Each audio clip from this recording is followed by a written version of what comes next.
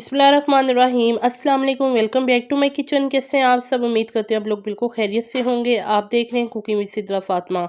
जैसा कि आप वीडियो में देख रहे हैं कुलचे, तो आज मैं आपके साथ रेसिपी शेयर करूंगी होममेड नान की, कि घर पे आप किस तरह से इजी और आसान रेसिपी को फॉलो करते हुए जो नान है बना सकते हैं। और बहुत ही आसान मेथड है ये, और आसान सी रेसिपी है, लेकिन कुछ टिप्स एंड ट्रिक्स हैं कि किस तरह से आप परफेक्ट इसको बना सकते हैं और किस तरह से बनाएंगे, और इसमें कौन कौन सी चीज़ें इस्तेमाल होती हैं। तो मैं आपके साथ स्टेप बाय स्टेप ये सारी चीज़ें शेयर करूंगी, तो वीडियो को शुरू से एंड तक ज़रूर देखिएगा, फिर ही आप समझ पाएंगे। तो यहाँ पे तकरीबन मैंने हाफ़ के जी मैदा लिया है, और मैदे को मैंने अच्छे तरीके से छान लिया है। और एक बड़ा कप मैंने दूध का ले लिया था, दूध को मैंने गर्म कर लिया था। ईस्ट लिए तकरीबन हाफ़ टेबल स्पून, और नमक शामिल करेंगे इसमें हस्बे ज़रूरत। और ये है बेकिंग सोडा।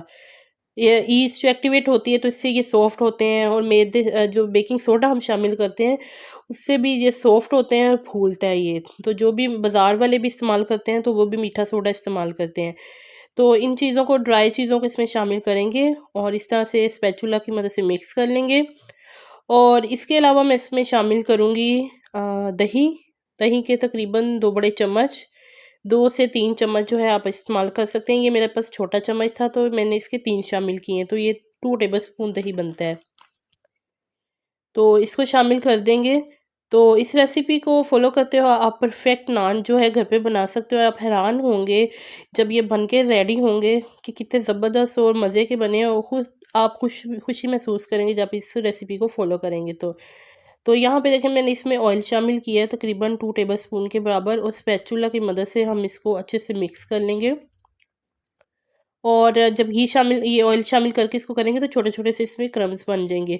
तो यहाँ पे जो ड्राई इंग्रीडिएंट्स हमने शामिल किए हैं वो भी इसमें शामिल करने के बाद हमने अच्छे से मिक्स करनी है।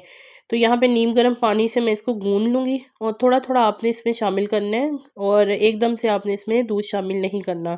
पानी का इस्तेमाल इसमें हम नहीं करेंगे। दूध से ये सॉफ्ट बनते हैं, जिससे जैसे आप बड़े रेस्टोरेंट में जाके तो खाते हैं खाना, तो आपको जो नान देते हैं बड़े मज़े के, अक्सर रेस्टोरेंट में जो है बड़े मज़ेदार से सॉफ्ट सॉफ्ट से कुलचे खाने को मिलते हैं। तो यहाँ पे सारी चीज़ें मिक्स डालने के बाद दूध को भी थोड़ा-थोड़ा मैंने शामिल किया था। दूध मेरे पास थोड़ा-सा बच गया था, बड़ी सॉफ्ट और रेडी हो गई है। थोड़ा-सा ऑयल इसके ऊपर ग्रीस करके तो घंटे डेढ़ के लिए इसको हम रेस्ट देंगे, और ये ताकि इस एक्टिवेट हो जाए इसमें तमाम चीज़ें जो हमने शामिल की हैं। तो तकरीबन डेढ़ घंटे के बाद इसको मैंने खोला था तो देखिए कितना सॉफ्ट हो गया है, थोड़ा-सा फूला भी है। और अब इसको हम इसमें से बाहर निकाल लेंगे। और यहाँ पे इसको हमने बहुत ज़्यादा इसकी एयर नहीं निकालनी है, बस इसको हल्का-सा इस तरह से हाथों की मदद से हमने इसको इस तरह से मिक्स करना है, और छोटे-छोटे हम इसके पेड़े बना लेंगे। इसके तकरीबन 4 से 5 अदद पेड़े बन जाएँगे। बहुत छोटे भी नहीं आपने करने, मीडियम साइज़ के पेड़े आपने इसके बनाने हैं, ताकि एक अच्छे से जो नान बन के रेडी हों, बड़े थोड़े से फूले-फूले से। तो इस तरह से मैंने इसके तकरीबन 4 से 5 पेड़े जो है बना लिए। और अब इसको एक प्लेट में रखेंगे और थोड़ी देर के लिए इसको रेस्ट देंगे। तो अब जी, ये जो है मेन चीज़ है कि हम ये नान किस में बेक करेंगे, किस में बनाएँगे। तो यहाँ पे मैंने लिया प्रेशर कुकर। तो आपको पता है कि प्रेशर कुकर की जो साइड्स होती हैं, चौड़ाई लंबाई में ऊपर की साइड पे ये चौड़ा होता है। तो इसमें अगर हम नान लगाते हैं तो बड़ा ईज़ी सा जो है वो इसके साइडों पे जो है नान चिपक जाते हैं, ईज़ी से लग जाते हैं। यहाँ पे मैंने इसको गर्म होने के लिए रख दिया है। अगर आपके पास कोई देचकी है जिसकी साइडें इस तरह से चौड़ी हैं तो आप वो भी इस्तेमाल कर सकते हैं, और हैंडल उसका लाज़मी होना चाहिए ताकि उसको पकड़ने में आसानी हो। तो यहाँ पे एक पेड़ा मैंने लिया है, और थोड़ा-सा मैंने यहाँ पे धनिया भी, हरा धनिया फ्रेश, वो भी मैंने काट के रख लिया था, ताकि इसके ऊपर धनिया जब हम लगाएँगे तो उसकी एक अच्छी लुक आएगी। तो मैंने इस तरह से एक रोटी बेल ली है। बहुत ज़्यादा बड़ा नहीं करना, बहुत ज़्यादा पतला नहीं करना, थोड़ा-सा इसको मोटा ही रखना है। हल्का-सा पानी लगा के तो आपने इसके ऊपर ये लगा लेने हैं धनिया।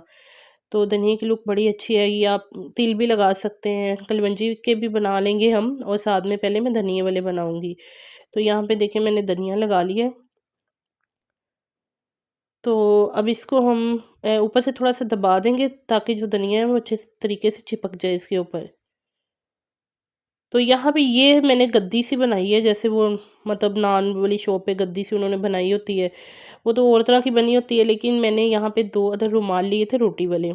तो एक अंदर रखा था रुमाल, और बड़ा वाला रुमाल उसके ऊपर लपेट दिया था, और नरम नरम हाथों से मैंने इसको गोल सी शेप दे ली थी, ताकि जब हम इसके ऊपर ये नान को रखें तो हमें पकड़ने में आसानी हो। तो यहाँ पे हम पानी लेंगे, और उल्टा जो आपने जिस साइड पे आपने धनिया लगाया वो साइड आपने नीचे करनी है, और जो साइड दूसरी है उसके ऊपर पानी लगाना है। और पहले से प्रेशर कुकर को हमने प्री हीट किया हुआ है, ये बहुत अच्छा खासा गर्म है, तो बहुत एहतियात की ज़रूरत है। अगर आप घर पे ये वीडियो देखने के बाद इसको बनाने की कोशिश करेंगे, एहतियात से आपने ये काम करना है। तो यहाँ पे देखें मैंने इसके साथ लगा दिए, तो कैसा कमाल का जो है नान इसके साथ कैसा चिपक गया है। ऊपर से इसको आपने कवर कर देना है ताकि इसकी हीट अंदर है और ये पके। और ये देखें कितना फूलना शुरू हो गया है माशाल्लाह से। तो अभी हम दूसरी साइड पे भी मैं आपको लगा के दिखाऊंगी इसी तरह से। तो ये देखें, और ये भी बड़ी आसानी से लग गया, इसको मैं ऊपर से कवर कर दूंगी। और अब जी आपने तकरीबन 5 मिनट गुजरने के बाद तो ये देखें कितना अच्छा वो भी फूलना शुरू हो गया है। तो 5 मिनट गुजरने के बाद आपने इस तरह से सेकना है इसको, आंच को थोड़ा सा तेज़ कर लेना है, और इस तरह से उल्टा करके आपने कोई भी पतीली जो भी आप चीज़ लेते हैं, सॉस पैन लेते हैं या मैंने प्रेशर कुकर का इस्तेमाल किया है, तो इसको आपने घुमाना है इसके ऊपर, और इस तरह से आप हल्के नॉर्मल हीट पे इसको आपने नॉर्मल आंच करके इसको घुमाना है। तो 5 मिनट के बाद ज़बरदस्त सा नान कमाल किस्म का माशाल्लाह देखें कैसा, कोई कह सकता है कि आपने घर पे बनाया है। ज़बरदस्त वीआईपी नान आपके बन के रेडी हो चुके हैं। तो मुझे उम्मीद है कि आपको ये रेसिपी अच्छी लगी होगी। तो मैंने इसके ऊपर कर दिया है ग्रीस, आप देसी घी भी लगा सकते हैं और मक्खन भी लगा सकते हैं। तो देखिए कितना तोड़ के मैं आपको दिखाती हूँ, कितने ये सॉफ्ट बने। अभी ये बहुत गर्म थे, मैंने अभी ही इनको बीच में से निकाला था प्रेशर कुकर से बेक करने के बाद। ज़बरदस्त से आप कोई भी सालन आपने चिकन बनाया ग्रेवी वाला, या आप दाल के साथ खाना चाह रहे हैं, किसी भी चीज़ के साथ अगर आपका खाने को दिल करता है, तो आप 1 घंटा पहले ये प्रोसीजर कंप्लीट कर लें और आप ईज़िली बना के इसको खा सकते हैं। तो बहुत ही आसान मेथड है, आसान सी रेसिपी है। बहुत मज़े के, बहुत ही सॉफ्ट ये बन के रेडी हुए हैं, खुशबू वाले, और गरम-गरम बनाते जाएँ और इनको खाते जाएँ। और इस रेसिपी को आप ज़रूर बनाएँ। अगर आपको मेरी रेसिपी अच्छी लगी है तो चैनल को सब्सक्राइब ज़रूर कीजिए, बेल आइकन को ज़रूर दबाएँ ताकि आने वाली तमाम लेटेस्ट वीडियोज़ आपको ईज़िली मिल सकें। वीडियो पे अच्छी लगी है तो वीडियो को लाइक करना मत भूलिएगा, और वीडियो को ज़्यादा से ज़्यादा अपने फ्रेंड्स एंड फैमिली में शेयर कीजिए। और इंशाल्लाह ताला मैं आपके साथ मज़ीद नई और मज़ेदार सी रेसिपीज़ लेके आऊँगी, शेयर करूँगी। अपनी दुआ में याद रखिएगा। खुश रहिए। अल्लाह हाफ़िज़।